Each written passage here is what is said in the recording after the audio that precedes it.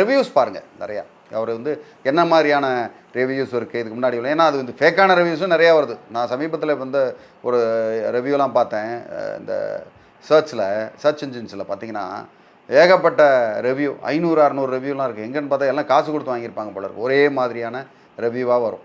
Okay 5 star 4 ஸ்டார்னு வரும். அதையும் வந்து பெருசாக நம்ப முடியறதில்ல. அதனால் ஒரு ஒரு ஓரளவுக்கு தெரிஞ்சவங்க மூலயமா இதெல்லாம் பண்ணுறது நல்லது. இதுக்கு முன்னாடி படித்தவங்க அவங்கள வந்து கேட்டு தெரிஞ்சுக்கிட்டு பண்ணுறது தான் இந்த மாதிரி சம்மர் கோர்ஸ். ஏன்னா நம்ம கட்டுறது வந்து 1000 2000 இருக்கும். ஒரு சின்ன சின்ன கோர்ஸாக இருக்கும்.